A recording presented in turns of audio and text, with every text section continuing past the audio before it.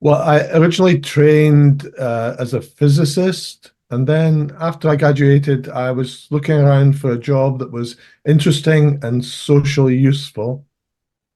So I joined the Institute of Occupational Medicine in Edinburgh in Scotland as a research scientist to work primarily on an epidemiological study of occupational exposure to synthetic mineral fibers. These are fibers made from glass or rock, and they're used widely in industry and for domestic insulation. So very widespread exposure throughout society, both occupationally and non-occupationally. So IOM in Edinburgh had a major interest in aerosol physics, and that was really the reason why I wanted to join them, because I wanted to be able to use my physics education and apply that to help with their research.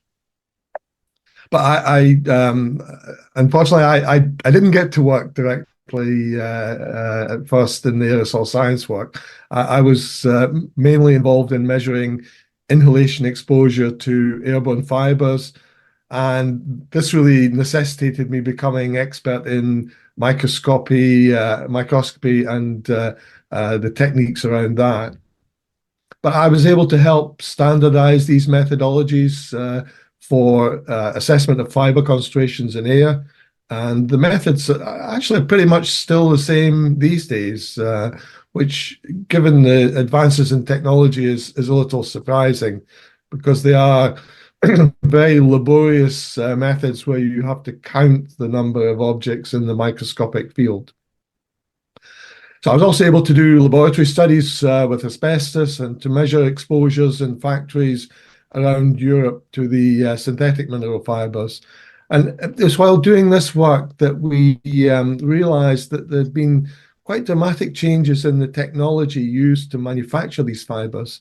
And this really led us to doubt how well our factory measurements represented the whole lifetime of exposure that had been experienced by the workers.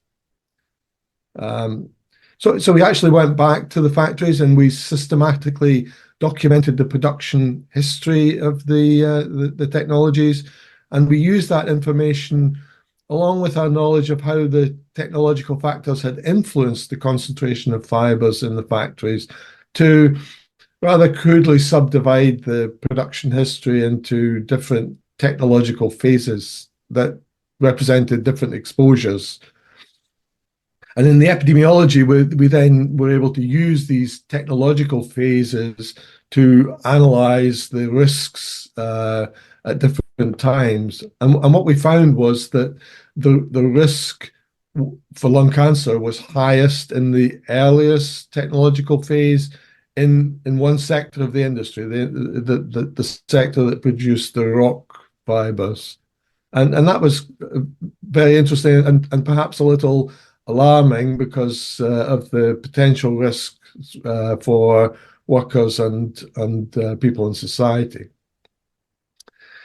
Well, that early work led us to move on and develop more robust systematic methodologies for reconstructing past exposure to, well, not just fibers, but to any chemical exposures. And these methods relied on generic knowledge of the factors that influenced inhalation exposure.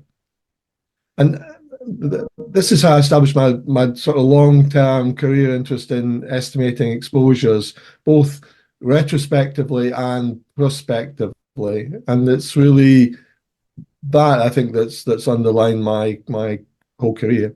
So I realize you started out asking me about my motivation and inspiration for getting involved in this line of research. So I think it was really a wish to try and solve important scientific challenges to improve our understanding of environmental factors and how they influence human health.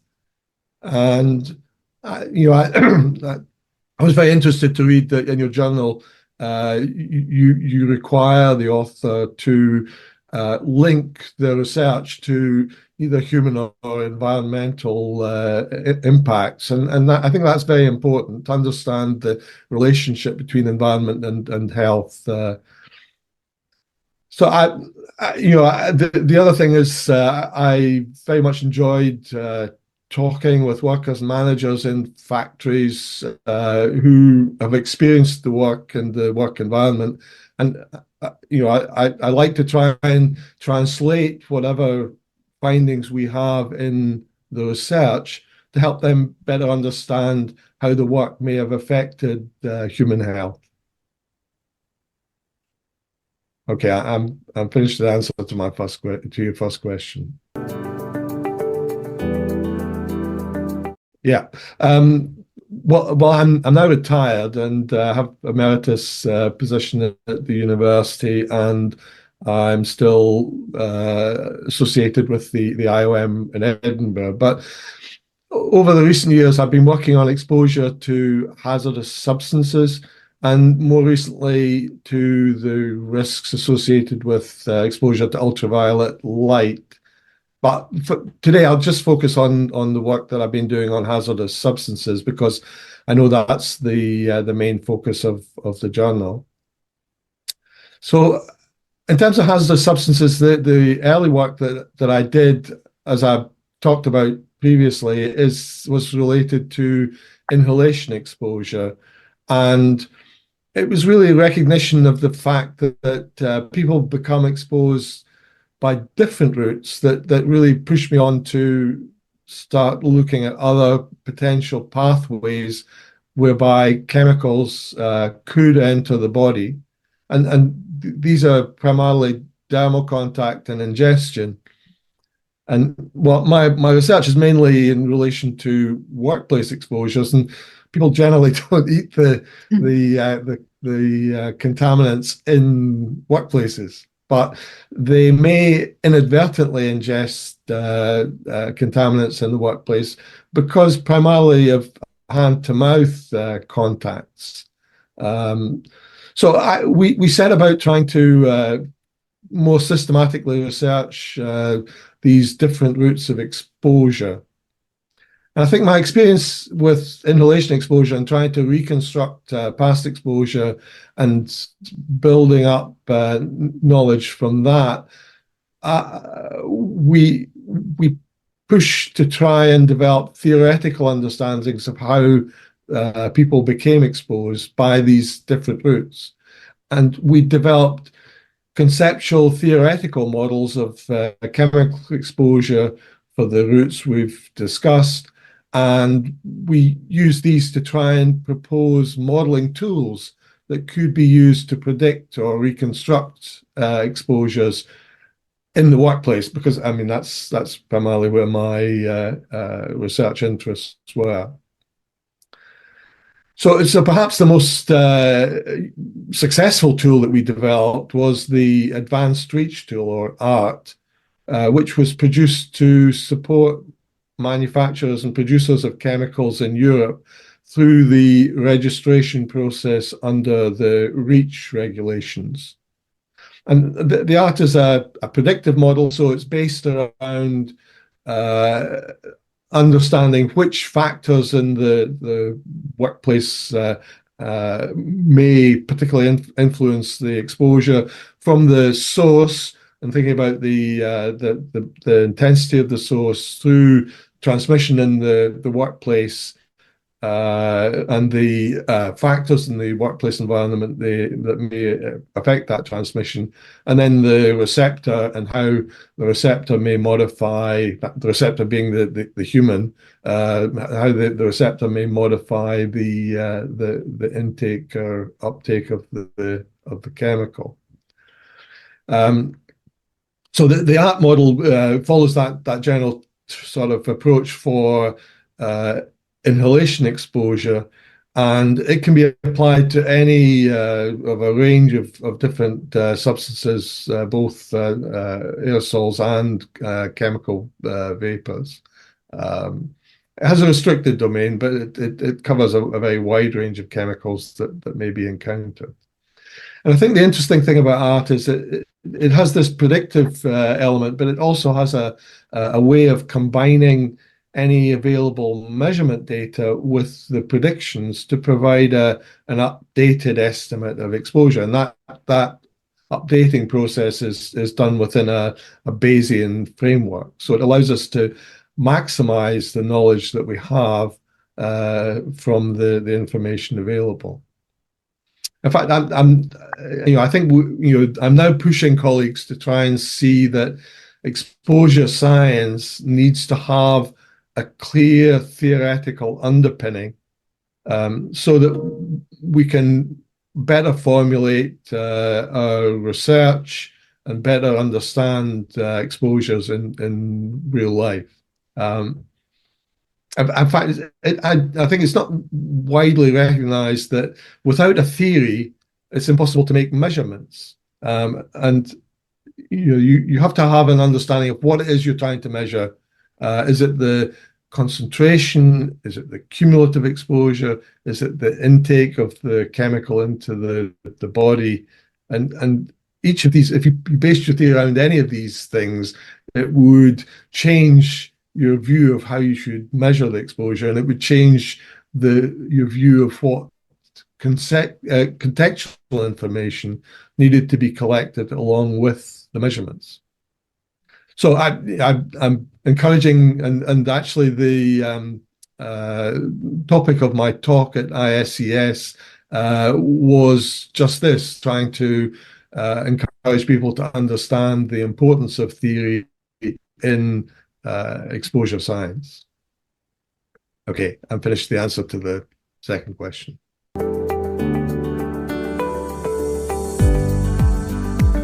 Well, of course, in life and in research, it's a constant series of challenges that you're faced with. Nothing will happen without effort, and it's important. But when you asked me this question, I thought back to what might be the biggest challenges that I've faced in my research.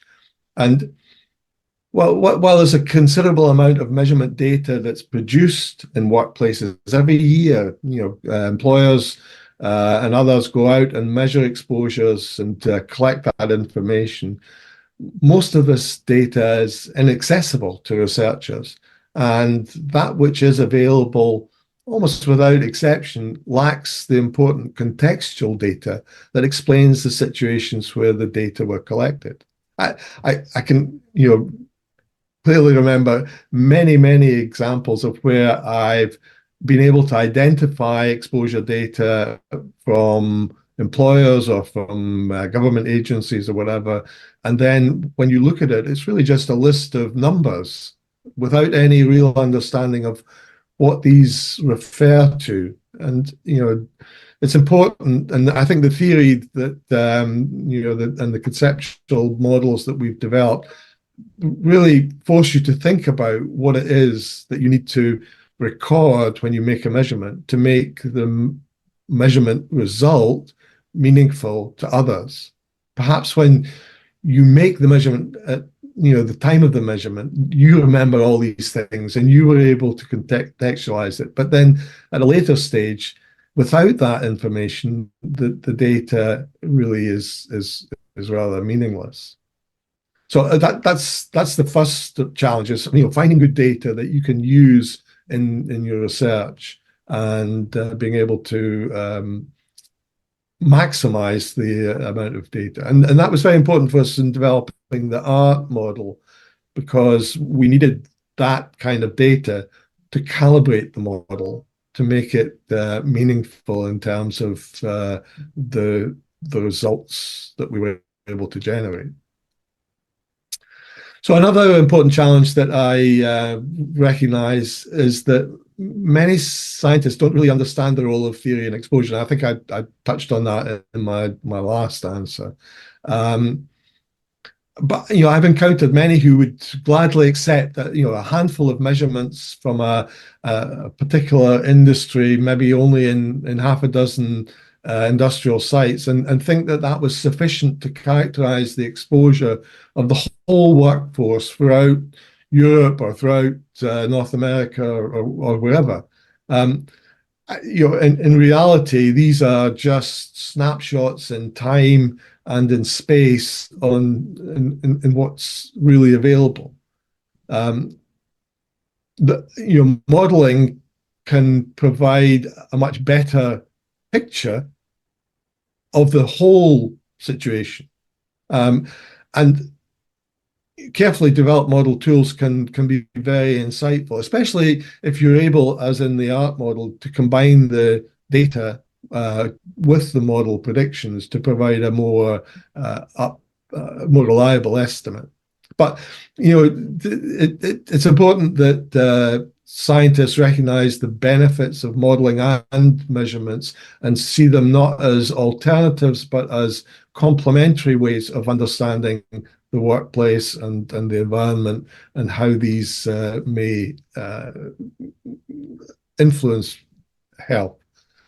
So, I mean, it still is a challenge to get people to accept model estimates, and I think it's improving, but still something that we need to work hard to explain to our colleagues.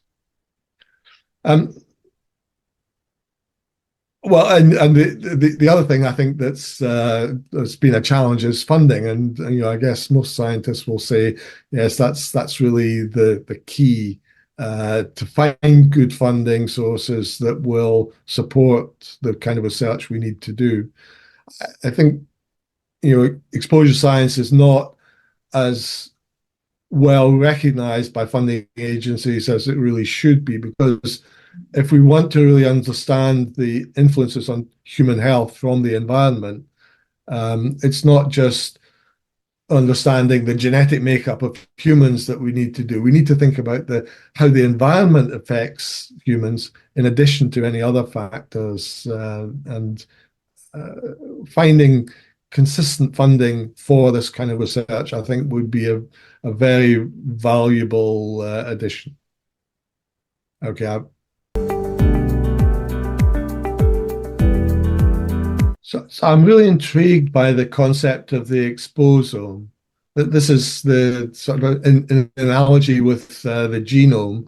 It's the part of the environmental exposures that affects human health from conception right through to death. So it's a mammoth undertaking to try and define the exposome for individuals, because it's not just a single chemical that we would be interested in. It's the totality of exposures that may influence human health, both physical, chemical, biological, both external factors, internal factors, and social factors, and so on.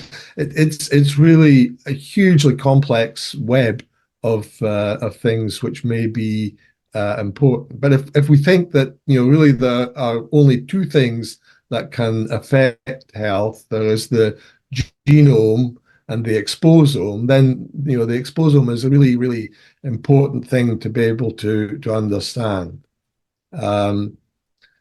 This is an idea that was originally produced by Chris Wilde, and I think there's been a great deal of interest in trying to map out how we could document or understand the exposome for individuals and for groups of individuals in epidemiological studies.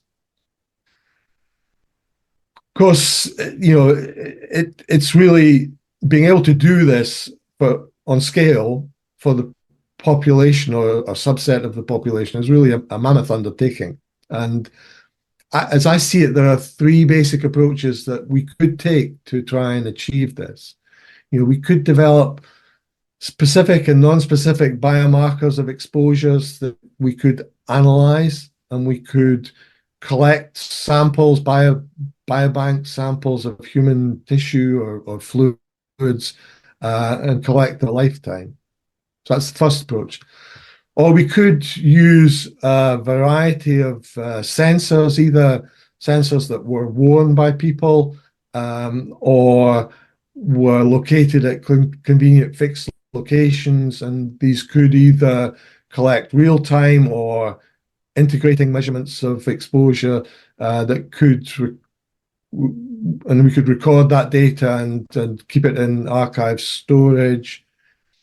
And then finally, we could use data from other interactions that we make in society and record the traces that we leave behind us. And that might be, every time we go on a metro journey, we use our credit card, or to pay for the ticket. And so, there's a record somewhere of each journey that we've made, both the entry and exit stations, or we may leave traces of our exposures by going to the supermarket and buying groceries, and the groceries that contribute to our intake of substances would be recorded in the supermarket's inventory. So, I mean, there's lots of possibilities, but the real problem is that, how do you collect this information in a way that is sustainable over the whole life of an individual? Now, as I say, I'm retired, and when I think back to when I first started working, the world was a completely different place from that which we inhabit now.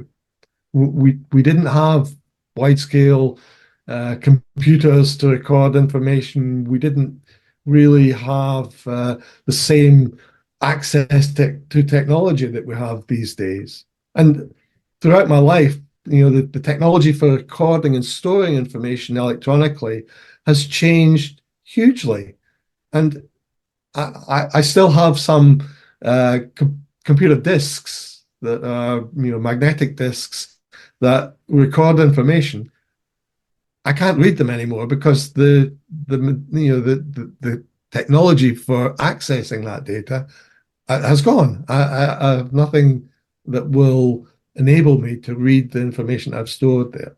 So, just thinking about we maintain information over a lifetime of an individual, how we store that, catalog it, and make it accessible for research is incredible. And if we were biobanking information, what sort of quantity of information would we accumulate over a lifetime for a population of individuals? So, there are many, many challenges that need to be addressed in understanding how we can harness the exposome to understand human health. But it's something that will be a great challenge for future exposure scientists. And I think it is perhaps the biggest challenge that we will face in the future.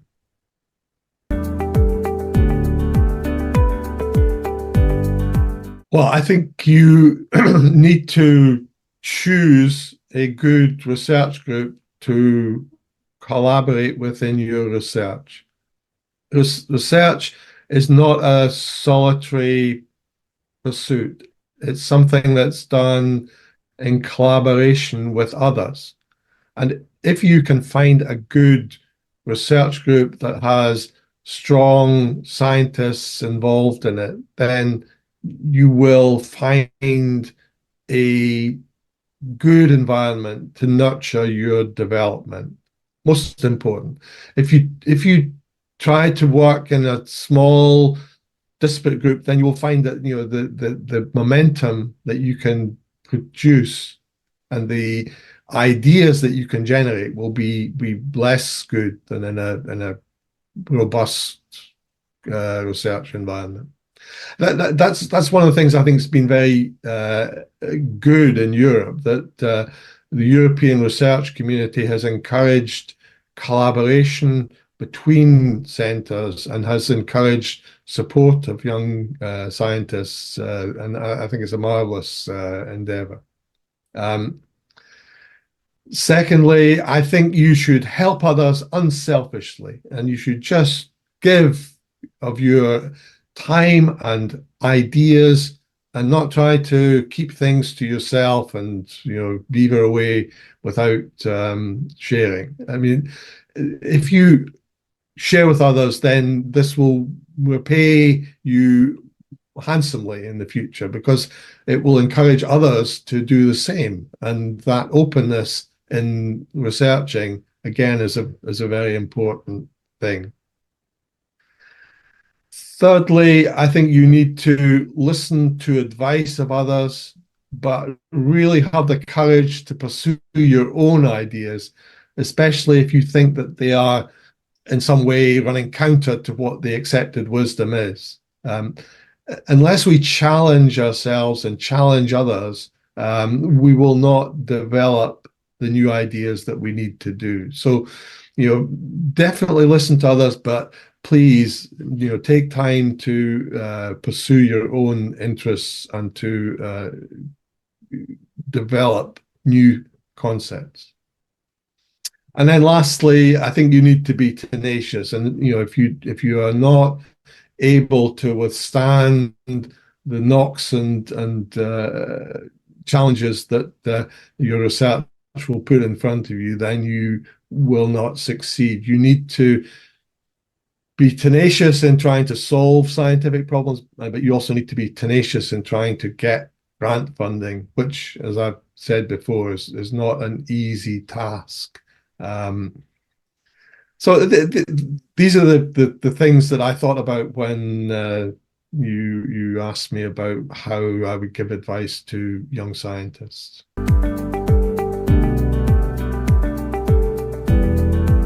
I think it's important for the editorial team to work together in a collaborative way. And I know you have a very big international scientific editorial board, and I don't know how the journal works with them, but it's important that they and the executive editorial team have some sort of shared values, shared vision for the journal, and that only comes by talking with each other.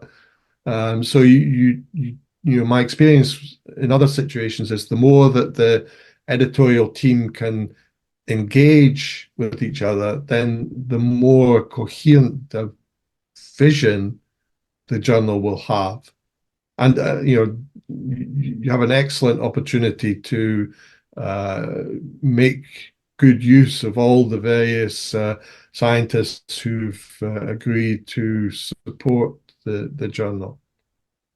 I think journals need to set high standards for the work that they publish, and the journal articles are not perfect pieces of writing. There's every journal article has strengths and weaknesses, and it's important to recognize that. But trying to ensure that the journal is making an important contribution to science, and that this contribution is robust and reliable is very important. And